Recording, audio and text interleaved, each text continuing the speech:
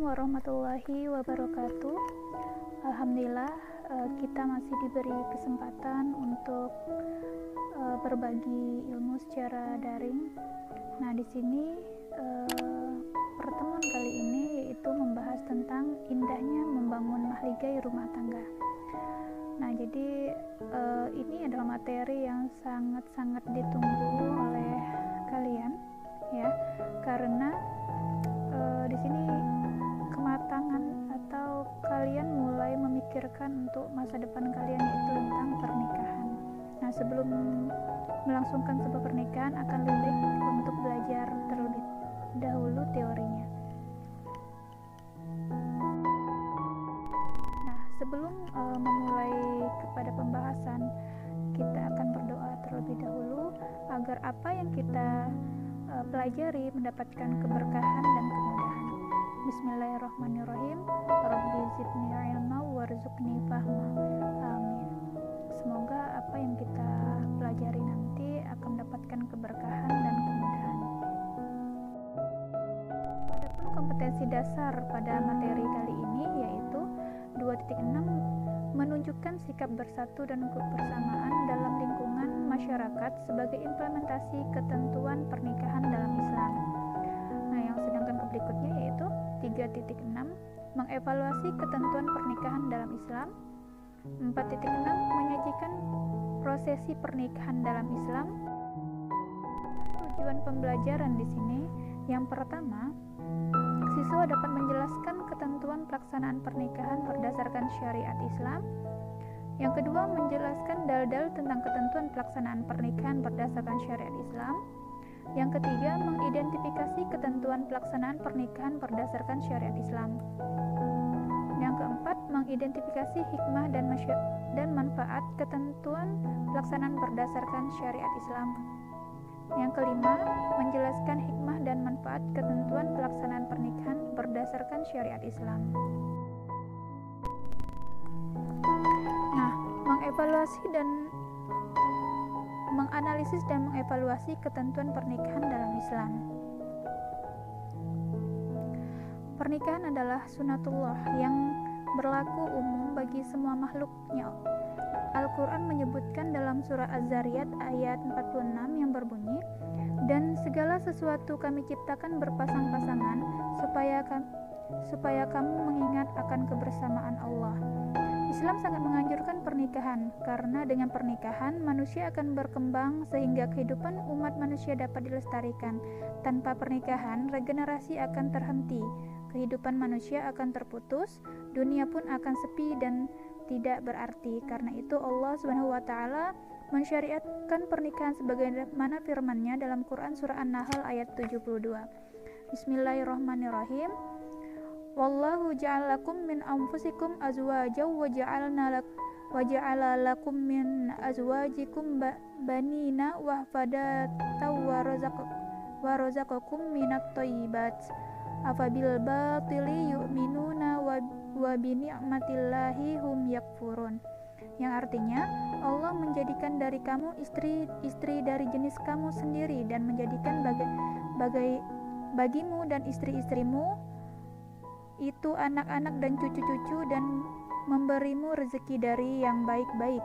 Maka mengapakah mereka beriman kepada yang batil dan mengingkari nikmat Allah?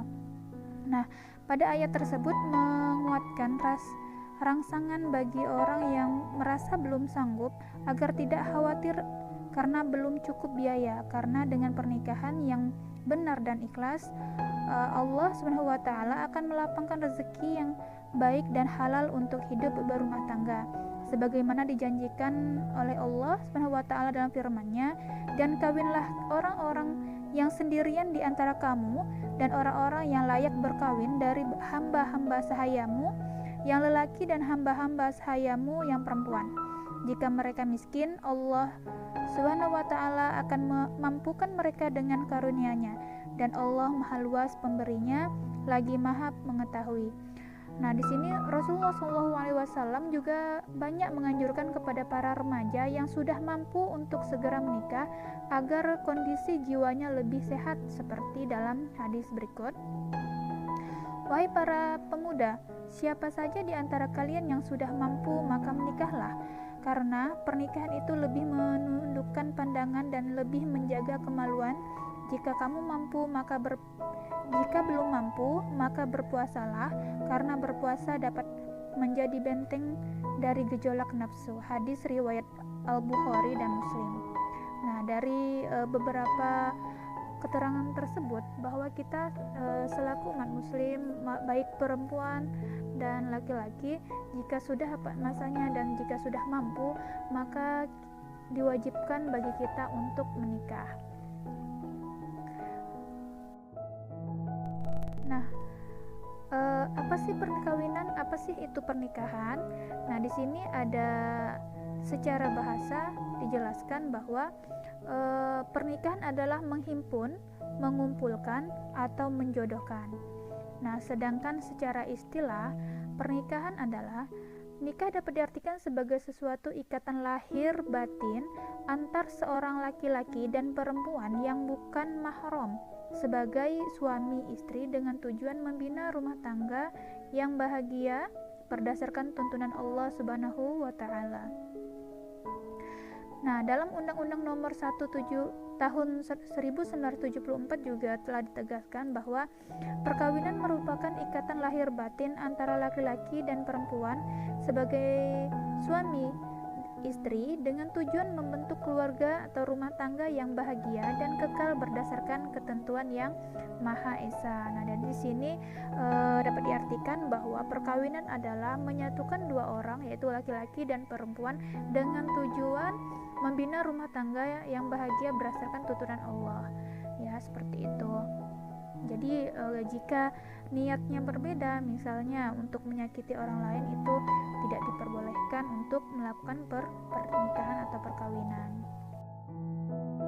Tujuan pernikahan sendiri itu ada beberapa. Yang pertama, untuk memenuhi tuntunan naluri manusia yang asasi. Nah, di sini sebagaimana di dalam riwayat hadis Bukhari dan Muslim dari Abu Hurairah radhiyallahu anhu, dari Nabi Shallallahu Alaihi Wasallam, beliau bersabda, wanita dinikahi karena 4 hal: karena hartanya, kedua karena kedudukannya, ketiga karena kecantikannya, dan keempat karena agamanya. Nah, di sini ditegaskan lagi oleh Nabi bahwa nikahilah wanita karena agamanya, kalau tidak kamu akan celaka. Nah, memang di sini ada ciri-ciri wanita yang boleh dinikahi atau yang dianjurkan untuk nikah itu ada 4 hal. Kamu harus melihat dulu hartanya, kedudukannya, kecantikannya, dan agamanya. Tetapi dari keempat ini akan lebih baik untuk melihat dari sisi agamanya. Kenapa? Karena jika kita tidak melihat dari sisi agamanya atau dari fisiknya saja, itu bisa-bisa nanti ujung-ujungnya akan celaka. Yang kedua, untuk mendapatkan ketenangan hidup. Nah, sebagaimana dalam surah Ar-Rum ayat 21, dan di antara tanda-tanda kekuasaannya ialah Dia menciptakan untukmu istri-istri dari jenismu sendiri, supaya kamu cenderung dan merasa tentram kepadanya, dan dijadikannya di antaramu rasa kasih dan sayang. Sungguhnya pada yang demikian itu benar-benar terdapat tanda-tanda bagi kaum yang berpikir. Nah, yang ketiga, untuk membentengi akhlak. Nah, jadi tujuan pernikahan ini juga untuk membentengi akhlak, sebagaimana dalam hadis Bukhari dan Muslim. Rasulullah SAW bersabda, wahai para pemuda, barang siapa di antara kalian berkemampuan untuk menikah, maka menikahlah, karena menikah itu lebih menundukkan pandangan dan lebih membentengi farji atau kemaluan. Dan barang siapa yang tidak mampu, maka hendaklah ia berpuasa atau saum, karena saum itu dapat membentengi dirinya. Jadi di sini Rasulullah SAW sendiri menganjurkan untuk para pemuda untuk menikah jika memang dia sudah mampu. Ingat ya, sudah mampu, agar apa? Terbentengi farjinya atau kemaluannya, agar tidak terjerumus pada hal-hal yang negatif, yaitu perzinahan. Dan jika belum mampu, nah di sini ditekankan lagi, ditegaskan lagi, jika belum mampu maka berpuasalah. Nah, anak-anak sekalian, jika kalian belum mampu, belum mempunyai pekerjaan, maka di situ kalian belum wajib untuk menikah. Dan kalian misalnya ingin menikah tapi belum mampu, maka berpuasalah. Kenapa? Agar untuk membentengi diri. Yang keempat yaitu meningkatkan ibadah kepada Allah. Nah, di sini tujuan pernikahan itu untuk meningkatkan. Jadi sebuah pernikahan itu berlandaskan tadi yaitu karena ingin beribadah kepada Allah. Nah, Rasulullah SAW bersabda, jika kalian bersetubuh dengan istri-istri kalian termasuk sedekah. Nah, sedangkan mendengar sabda Rasulullah, para sahabat keheranan dan bertanya, wahai Rasulullah, seorang suami yang memuaskan nafsu birahinya terhadap istrinya akan mendapatkan pahala? Nabi Muhammad SAW menjawab, bagaimana menurut kalian jika mereka, para suami, bersetubuh dengan selain istrinya? Bukankah mereka berdosa? Jawab sahabat, ya benar. Beliau bersabda lagi, begitu pula mereka bersetubuh dengan istrinya di tempat yang halal, mereka akan mendapatkan pahala. Hadis riwayat Muslim. Nah, di sini ketika kita bercumbu dengan pasangan halal kita, yaitu suami ataupun istri, maka kita akan mendapatkan pahala. Begitu juga seorang istri melayani suami dari memasak, menyuci, menyiapkan makanan, itu juga dapat pahala. Dan melayani suami di ranjang juga mendapatkan pahala. Ada sebuah hadis mengatakan bahwa apabila seorang wanita atau seorang istri menolak disetubuhi oleh suaminya, maka malaikat akan melaknatnya selama semalam penuh gitu ya, dilaknat oleh malaikat. Nah, yang kelima, untuk mendapatkan keturunan yang soleh. Nah, di sini tujuan pernikahan juga untuk mendapatkan keturunan yang soleh ya. Dalam surah An-Nahl ayat 72 yang artinya, Allah menjadikan bagi kamu istri-istri dari jenis kamu sendiri dan menjadikan bagimu dari istri-istri kamu itu anak-anak dan cucu-cucu dan memberimu rezeki dari yang baik-baik. Maka mengapakah mereka beriman kepada yang batil dan mengingkari nikmat Allah?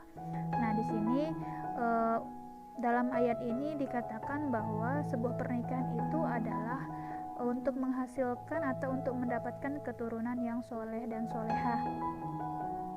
Nah, di sini Allah juga menjadikan bagi istri-istri dari jenis kamu sendiri. Nah, jadi setiap manusia itu pasti memiliki pasangannya masing-masing. Jika saat ini belum mendapatkan pasangan tersebut, berarti Allah masih menyimpan. Tapi itu pasti, ya, pasti. Setiap orang itu pasti memiliki jodohnya. Yang keenam, untuk menegakkan rumah tangga yang islami. Nah, jadi untuk menegakkan rumah tangga islami, di mana seorang suami harus membimbing anak dan istrinya untuk beribadah kepada Allah. Nah, menjadikan rumah itu sebagai tempat beribadah, tempat memperbanyak ibadah ya kepada Allah, seperti suami mengajarkan istrinya, mengajak istrinya sholat, mengajarkan istrinya ngaji dan lain sebagainya. Nah, ini untuk menjadikan kita sebagai, makanya biasanya disebutkan bahwa untuk jadi keluarga sakinah, mawadah, warohmah. Nah, di sini hukum pernikahan itu ada 5 ya. Ada 5, hukum pernikahan itu ada 5. Dia itu bisa jadi wajib, bisa jadi sunnah, bisa jadi mubah, bisa jadi makruh, bahkan bisa menjadi haram. Nah, sedangkan ketika wajib itu, bagaimana hukum pernikahan wajib itu? Yaitu bagi orang yang sudah mampu, baik fisik, mental, ekonomi, maupun akhlak untuk melakukan pernikahan, memiliki keinginan untuk menikah, dan jika tidak menikah maka khawatir akan jatuh pada perbuatan maksiat. Nah, ini wajib untuk orang seperti itu. Nah, sedangkan yang kedua adalah sunnah. Nah, sunnah ini bagi orang yang telah mampu keinginan untuk menikah namun tidak dikhawatirkan dirinya akan jatuh kepada maksiat sekiranya tidak menikah dalam kondisi seperti ini seorang boleh melakukan dan boleh tidak melakukan. Nah, jadi pada kondisi seperti itu seorang pria atau seseorang muslim dan muslimah, jika dia mampu tapi dia bisa menjaga dirinya, maka di situ masih hukumnya sunnah. Sedangkan mubah ya bagi orang yang mampu dan aman dari fitnah tetapi tidak membutuhkannya atau memiliki syahwat sama sekali seperti orang yang impoten atau lanjut usia atau yang tidak mampu menafkahi, juga mubah bagi yang mampu menikah dengan tujuan sekedar memenuhi hajatnya atau bersenang-senang tanpa ada niat ingin keturunan, ya, tidak ingin punya keturunan atau melindungi diri dari yang haram. Nah, sedangkan makruh ini bagi seorang yang mampu menikah tetapi khawatir akan menyakiti wanita yang akan dinikahinya atau menzalimi hak-haknya. Yang terakhir menjadi haram. Kok bisa ya pernikahan menjadi haram? Nah, jadi di sini diharamkan kalau misalnya orang itu bagi orang yang yakin bahwa dirinya tidak akan mampu melaksanakan kewajiban-kewajiban pernikahan, baik kewajiban yang berkaitan dengan hubungan seksual maupun berkaitan dengan kewajiban-kewajiban lainnya. Nah, di sini ada rukun nikah menurut mazhab Syafi'i. Nah, di sini yang pertama calon suami. Jadi kalau misalnya rukun nikah ini ada 5 ya. Jadi yang pertama harus ada calon suami ya. Syaratnya, nah di sini ada syaratnya ya calon suami. Yang pertama, bukan mahram si wanita. Calon suami bukan yang termasuk yang haram dinikahi karena adanya hubungan nasab atau persusuan. Yang kedua, nah syarat kedua seorang calon suami itu orang yang dikehendaki, yakni adanya keridhaan atau keikhlasan dari masing-masing pihak untuk menikah. Ketiga, muayyan, yaitu beridentitas jelas. Harus ada kepastian identitas mempelai laki-laki dengan menyebut nama atau sifatnya yang khusus. Karena apa? Akhir-akhir ini ada seorang wanita yang menyamar sebagai laki-laki. Itu ada beberapa kasus ya yang terjadi. Nah, jadi harus diyakini dulu ini laki-laki atau bukan. Karena apa? Harus jelas juga alamatnya di mana. Jangan sampai nanti menikah ternyata si laki-laki itu suami orang misalnya. Atau misalnya dia itu sebenarnya transgender dan lain sebagainya. Nah, harus jelas dulu ya. Jadi tidak sembarang untuk memilih ya, atau calon suami ini harus benar-benar laki-laki tulen gitu ya. Nah, yang kedua, dia juga harus calon mempunyai rukun nikah yang kedua itu adalah calon istri. Ada juga syaratnya. Yang pertama, bukan mahram laki-laki. Mahram ini adalah yang haram dinikahi. Seperti kayak adik persusuan, kakak kandung, ya. Itu diharam dinikahi. Kedua, terbebas dari halangan nikah. Seorang yang berikutnya, wali ini memiliki syarat juga. Yang pertama, orang yang dikehendaki bukan orang yang dibenci, ini wali nikah. Yang kedua, laki-laki bukan perempuan atau banci. Yang ketiga, mahram si perempuan. Nah, biasanya kalau mahram ini adalah seperti bapak ya, seperti adik laki-laki yang sudah balik, abang ya, terus paman dari bapak atau kakek itu bisa menjadi wali. Nah, yang keempat, dia harus balik, bukan anak-anak. Nah, seorang wali itu dia harus sudah dewasa. Sedangkan kedewasaan biasanya laki-laki ditandai dengan mimpi basah gitu ya. Yang kelima, berakal, tidak gila. Nah, ini wajib, dia harus berakal ya, dia harus berakal dan tidak gila. Yang keenam, adil, tidak fasik. Ketujuh, tidak terhalang wali lain. Misal dia punya bapak tapi dia tanpa sepengetahuan minta walikan dengan pamannya, itu tidak boleh ya. Jadi harus ada keridhaan dari wali utama seperti itu. Yang ke-8, tidak buta ya. Jadi wali ini tidak buta karena apa? Agar melihat calon suami tadi tuh, calon suami anaknya atau calon suami adiknya ataupun siapapun itu. Jadi wali ini harus dia fisiknya tidak buta dan dia juga tidak tuli ya, tentunya seperti itu. Nah, tidak berbeda agama. Nah, ini jelas karena apa?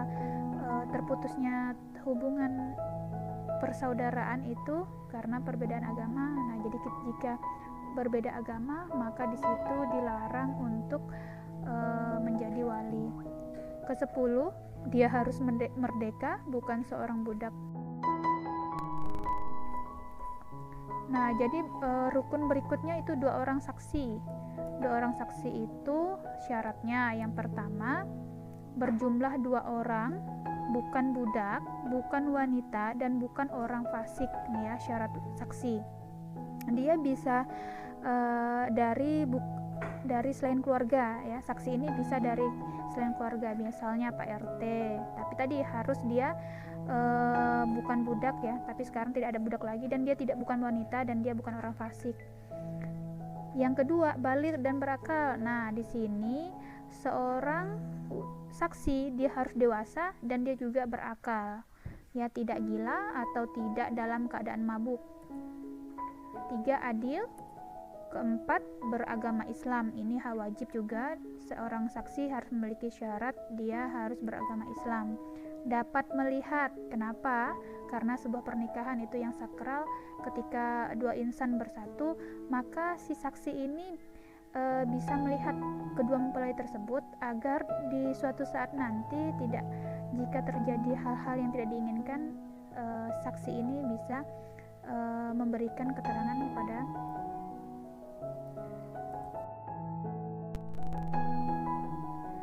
sigot. Di sini sigot ini adalah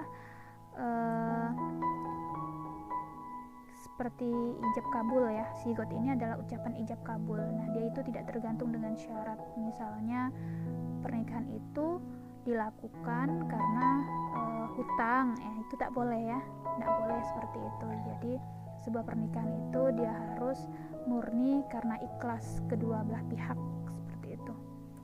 Kedua, tidak terikat dengan waktu tertentu. Nah, misal pihak laki-laki mengisyaratkan, kita nikahnya 2 bulan saja, atau setengah tahun saja, atau 1 tahun. Nah, itu tidak boleh. Jadi sebuah pernikahan dia itu harus kekal ya, maksudnya selama-lamanya sampai maut memisahkan kalau bisa. Kecuali misalnya di pertengahan jalan ada perceraian dan lain-lain, itu lain lagi kasusnya. Tetapi tidak ada teken di atas kertas bahwa mengucapkan terikat waktu gitu, itu tidak boleh dilakukan. 3, boleh dengan bahasa asing dengan syarat tadi walinya dengan saksinya mengerti bahasa tersebut. Nah, boleh menggunakan bahasa asing tetapi wali dan saksi itu mengerti. Yang keempat, dengan kata tajwid atau nikah.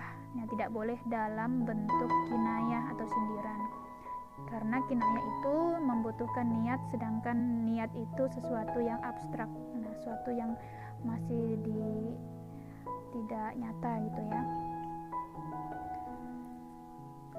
Nah, yang kelima, qabul harus dengan kata qabiltu. Tadi kan tajwid itu kayak ijabnya ya. Nah, sedangkan qabul ini adalah saya terima gitu ya. Dalam bahasa Indonesianya tuh saya terima, tapi dalam bahasa Arabnya qabiltu nikahaha.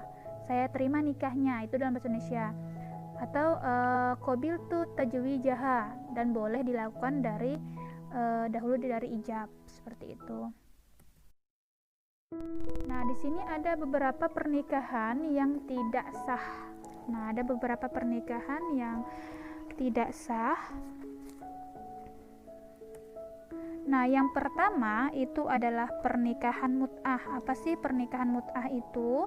Pernikahan mut'ah itu adalah pernikahan yang dibatasi jangka waktu tertentu, baik sebentar atau lama. Yang seperti yang Ibu jelaskan tadi, bahwa misalnya kita nikah setahun saja, nah itu tidak boleh, tidak sah nikahnya jika sudah ada pembatasan waktu, ya. Kedua, pernikahan sigor.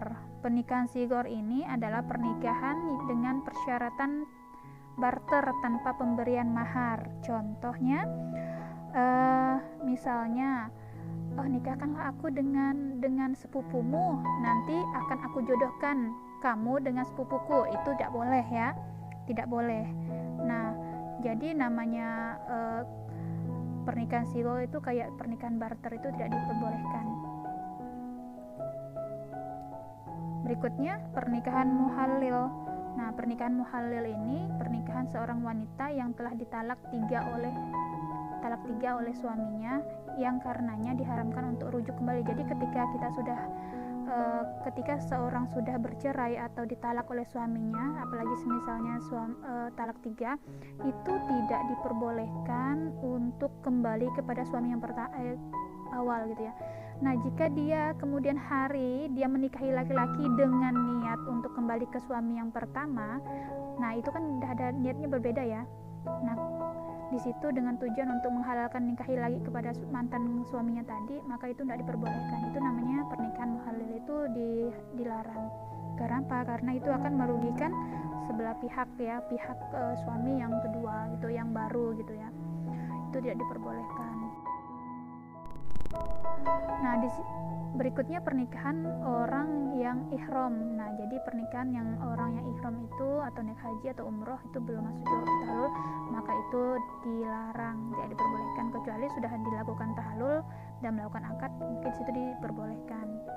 Nah, pernikahan dalam masa iddah. Nah, iddah ini apa? Iddah ini adalah masa menunggu artinya. Nah, iddah ini terjadi ketika seorang istri dia dicerai atau ditalak oleh suaminya, talak tiga. Nah, di situ masa iddahnya tuh 3 bulan 10 hari. Nah, 3 bulan 10 hari ini itu kenapa dilakukan masa iddah? Nah, karena untuk melihat apakah si wanita ini hamil dari suami pertamanya atau tidak, gitu ya. Nah, itu kenapa dia harus menunggu selama 3 bulan untuk melihat istrinya ini hamil enggak, gitu kan. Kalau misalnya tidak ada masa iddah, dikhawatirkan nanti kalau dia udah menikah lagi, ya, itu dikhawatirkan anaknya jadi tidak tahu nasabnya, ya. Nasab tahu kan kalian? Nasab itu adalah alur keturunan, gitu ya. Nah, jadi tidak boleh menikahi wanita di dalam masa iddahnya. Nah, pernikahan tanpa wali ini jelas tidak diperbolehkan seorang wanita menikah tanpa wali, seperti misalnya nikah lari, gitu ya. Kata orang zaman-zaman dulu tuh nikah lari yuk, padahal kan itu tidak diperbolehkan karena tanpa wali. Pernikahan dengan wanita kafir, nah, beda agama, itu juga tidak dibolehkan. Menikahi mahram. Nah, menikahi mahram ini menikahi orang yang haram dinikahi. Contoh, nikahi kakaknya, kakak kandung, nikahi adik kandung, menikahi ibu kandung, habis itu menikahi persusuan, adik persusuan atau kakak persusuan, itu tidak diperbolehkan, itu haram. Hal-hal yang disunahkan pada saat nikah. Nah, ini yang pertama, ada khutbah nikah. Biasa setelah ijab kabul itu terjadilah khutbah nikah, ya. Khutbah nikah itu untuk wejangan, untuk mempelai kedua belah pihak juga, ya. Bukan hanya kedua mempelai, tapi kepada seluruh keluarga. Yang kedua, berdoa untuk kebahagiaan dan keselamatan mempelai. Setelah menikah, setelah ijab biasanya akan dilakukan berdoa bersama. Yang ketiga, melangsungkan akad nikah pada hari Jumat. Nah, ini sangat disunahkan menikah itu pada hari Jumat. Nah, ada juga hari yang baik seperti setelah Aisyah itu dilamar oleh Rasulullah atau dikhitbah oleh Rasulullah itu pada bulan Syawal. Nah, bulan Syawal itu setelah bulan puasa Ramadan, ya. Nah, itu sunnah karena Rasulullah pernah melakukannya di bulan Syawal menikahi Aisyah. Nah, sedangkan kalau hari biasa itu lebih baik diutamakan menikah pada ijab kabulnya akad nikahnya di hari Jumat. Yang keempat, melaksanakan jamuan makan untuk merayakan pernikahan. Nah, di sini melaksanakan jamuan di sini bukan berarti untuk pesta-pesta yang terlalu berlebihan sampai membuat kita itu berhutang sana sini gitu ya. Tapi melakukan jamuan ini semampu kita. Ya, kalau misalnya hanya mampu mengundang satu gang, ya satu gang saja untuk mengucapkan selamat, bahwa selamatan gitu ya. Karena apa? Untuk memberitahu bahwa sudah ada perlangsungan pernikahan di situ. Di sini ada kewajiban dan hak suami istri. Yang pertama, kewajiban suami terhadap istri. Nah, ini bagi laki-laki. Yang pertama itu menjadi pemimpin atau memelihara dan membimbing keluarga lahir dan batin, serta menjaga dan bertanggung jawab atas kesejahteraan keluarganya. Nah, jadi berat ya, seorang suami itu sebenarnya bebannya berat, kewajibannya berat, yaitu memimpin. Ketika istrinya tidak sholat, maka dia akan mendapatkan dosa juga. Kenapa? Karena dialah pemimpin di situ. Itu terdapat dalam surat At-Tahrim ayat 6. Tinggal kalian buka saja. Berikutnya, memberi nafkah. Nah, memberi nafkah ini bukan hanya berbentuk makanan saja atau yang dikonsumsi, akan tetapi memberi nafkah ini pakaian, tempat tinggal yang layak gitu ya, dan sesuai kemampuan yang diusahakan secara maksimal. Nah, jadi seorang istri pun tidak boleh menuntut suami ketika suaminya belum atau masih dalam proses berjuang gitu ya. Nah, itu juga jangan sampai didesak-desak sampai memberatkan si suami. Nah, jadi itu terdapat dalam surah Al-Baqarah ayat 168 dan 172.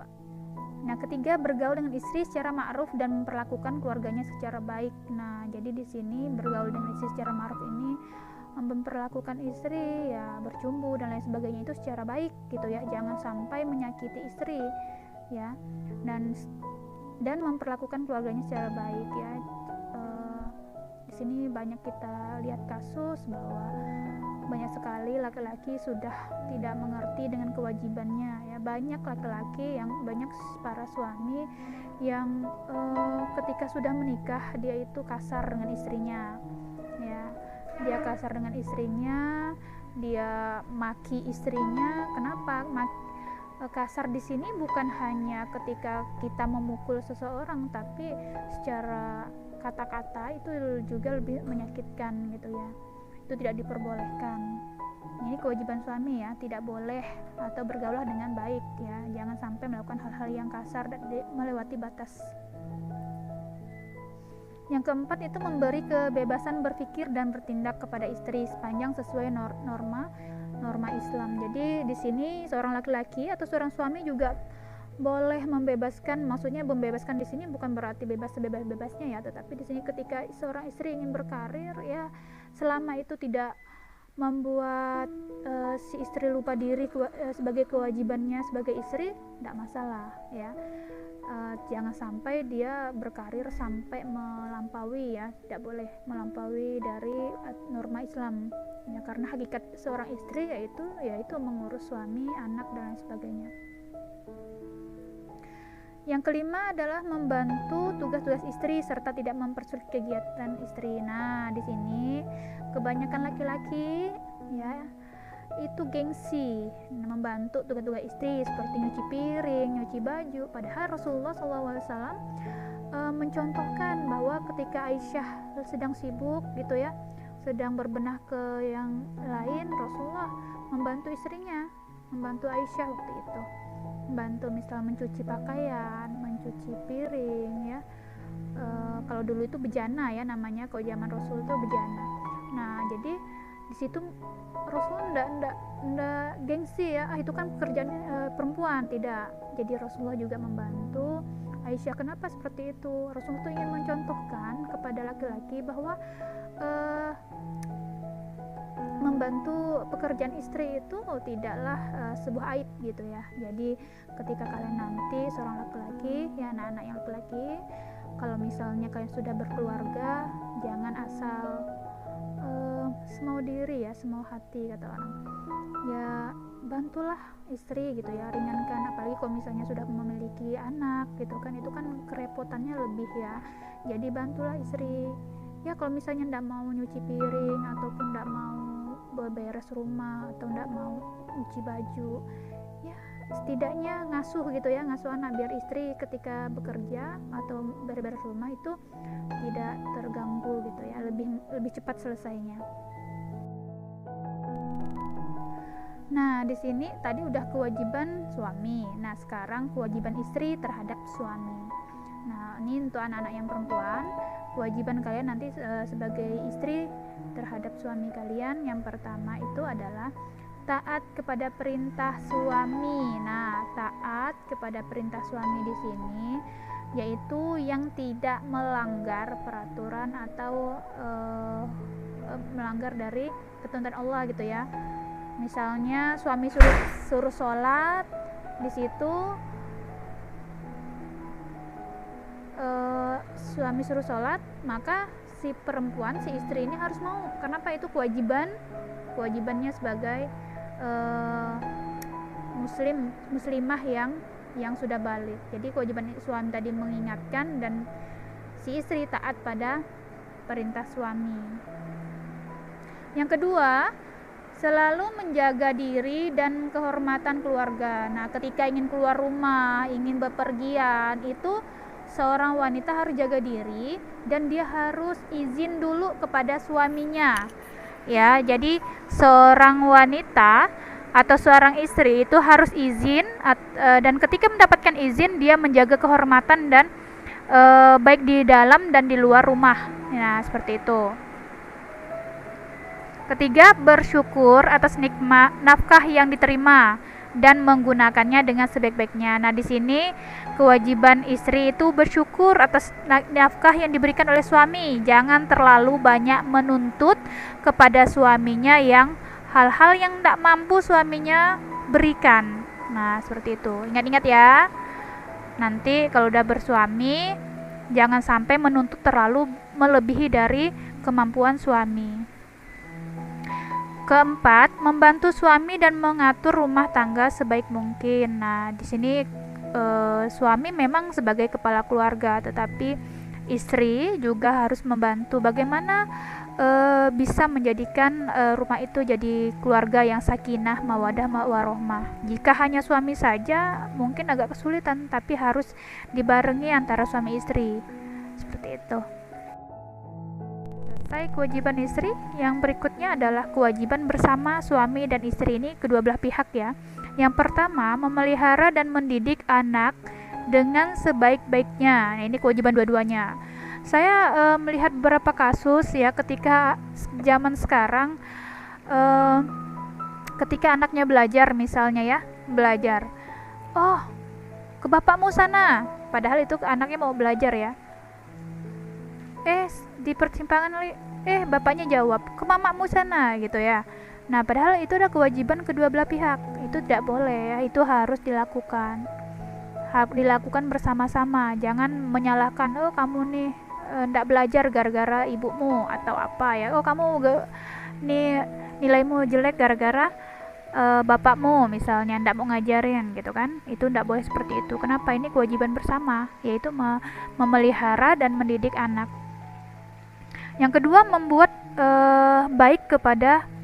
baik kepada mertua, ipar dan kerabat lainnya, baik dari suami maupun istri. Nah, jangan hanya menikah itu kita hanya cinta atau hanya suka kepada suami kita saja atau pada istri kita. Tapi di sini kita ketika menikah, kita itu kan menyatukan kedua keluarga, maka kita harus menerima baik dan buruknya keluarga tersebut dan kita berbuat baik ya. Berbuat baik kepada kedua belah pihak, yaitu baik ke mertua ataupun orang tua kita kandung sendiri, seperti itu ya. Yang ketiga, setia dalam hubungan rumah tangga dan memelihara keutuhannya. Nah, di sini kebanyakan berselisih biasanya ya, berselisih dalam roh tamak itu wajar.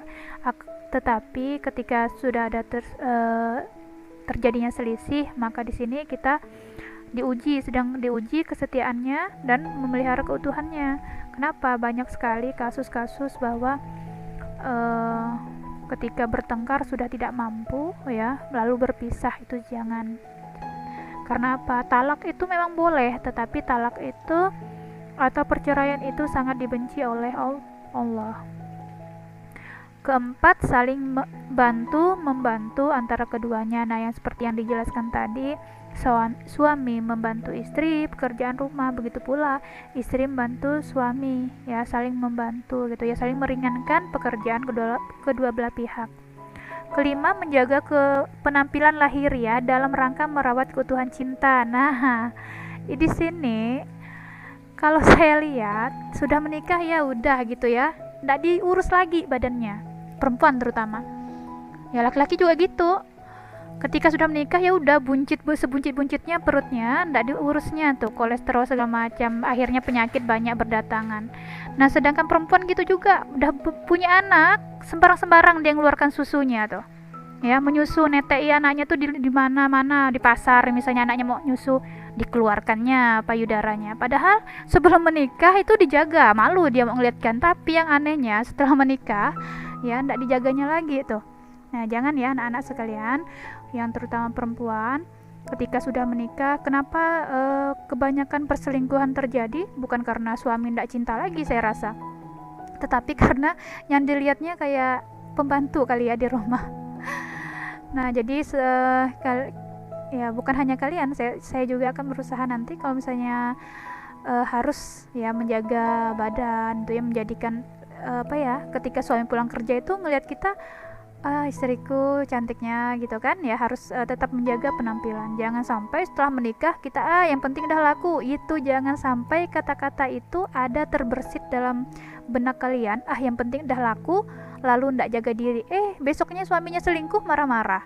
Nah yang seperti itu. Jadi jaga keutuhan cinta dengan cara tadi tuh, menjaga lahir dan batin lah ya, menjaga itu, merawatnya agar keutuhan cinta kasih sayang tuh di antara keduanya tetap terjaga juga, seperti itu ya. Ini ada hikmah pernikahan.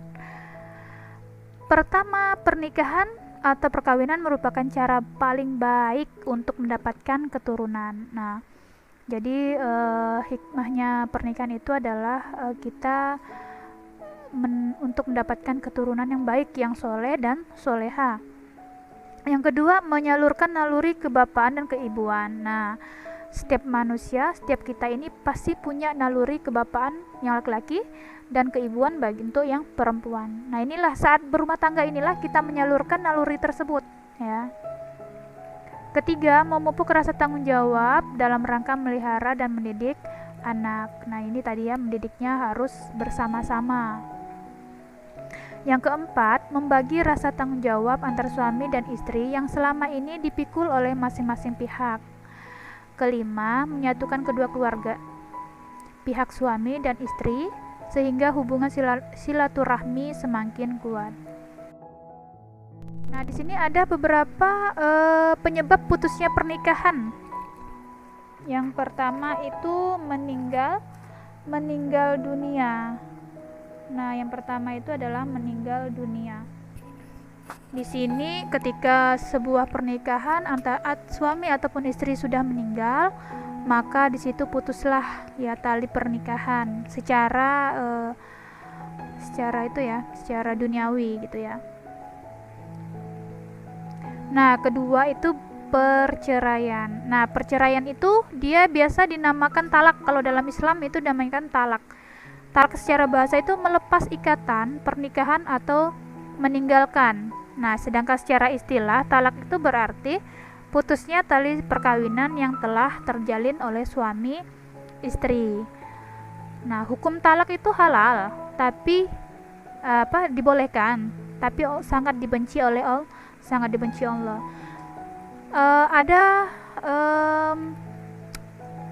Ketika sudah tidak bisa dipertahankan, sangat tidak bisa dipertahankan ya, maka silahkan melakukan perceraian gitu ya. Seperti misalnya suami tidak menafkahi selama berapa tahun misalnya kan, atau suami dalam bergaul tidak menggauli istrinya dalam keadaan tidak baik gitu ya, dengan cara-cara yang tidak ma'ruf, atau suami menyakiti fisik baik lahir dan batin, itu juga boleh untuk melakukan perceraian. Tetapi jika masih masih bisa dipertahankan, maka pertahankanlah pernikahan tersebut. Nah, di sini dari Ibnu Umar ia berkata bahwa Rasulullah SAW telah bersabda, sesuatu yang halal yang sangat dibenci oleh Allah ialah talak. Nah, di sini Allah memang talak itu diperbolehkan tapi sangat dibenci oleh Allah. Nah, jadi di sini penyebab talak ini ada yang pertama li'an, yaitu tuduhan melakukan zina dari suami terhadap istri. Ini tidak boleh ya. Tidak boleh seorang suami menuduh istrinya melakukan perzinahan. Ya, melakukan perzinahan. Jadi ketika suami dia menuduh istrinya melakukan perzinahan, maka dia harus mendatangkan saksi. Kalau dia laki-laki, dia harus 2 orang laki-laki yang balik, yang berakal, dan dia orangnya dapat dipercaya. Itu saksi ya. Tapi kalau misalnya dia membawa saksinya perempuan, maka harus 4 orang perempuan. Nah, itu ya. Nah, ketika seorang laki-laki sudah menuduh istrinya melakukan perzinahan, melakukan perselingkuhan dan lain sebagainya, bisa menjadikan jatuh talak. Yang kedua, ila, yaitu sumpah suami yang menyatakan bahwa ia tidak akan menggauli istrinya, itu juga sudah termasuk talak. Ingat, hati-hati laki-laki ketika kalian mengatakan sekali seperti kata-kata aku tidak akan menggauli istriku, atau aku tidak akan menggauli apapun itu, atau sejenisnya, kata-kata sejenisnya, maka itu akan terjadi ila, yaitu adalah penyebab talak. Nah, di sini ada talak itu dibagi menjadi 2. Yang pertama, talak roja'i. Talak roja'i itu merupakan talak 1 atau 2 yang dijatuhkan suami pada istrinya. Pada talak roja'i ini, suami boleh kembali pada istrinya atau rujuk. Suami tidak memerlukan akad dan mahar baru selama rujuk dilakukan di masa iddah. Nah, tadi ya, yang masa iddah itu adalah masa menunggu. Masa menunggu ini kalau perempuan ada 3 bulan 10 hari untuk melihat apakah wanita ini hamil atau tidak ya dari suaminya. Yang kedua itu ada talak bain. Talak bain itu talak yang dijatuhi oleh suami kepada istri. Suami berhak kembali dengan melakukan akad dan mahar baru. Ada 2 macam talak bain ini. Pertama, talak bain sugro, yaitu talak yang dijatuhkan suami kepada istri yang belum pernah disetubuhi, hulu, dan talak roja'i. Yang kedua, talak bain kubro, yaitu dijatuhkan suami untuk ketiga kalinya. Nah, maka ini biasanya disebut talak 3, itu adalah talak bain kubro ya.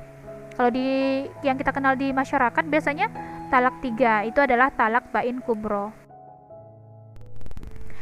Nah, hulu ini talak tebus, yaitu talak yang diucapkan suami atas permintaan istri dengan cara istri membayar ganti rugi dan mengembalikan mahar yang pernah diterima dari suami.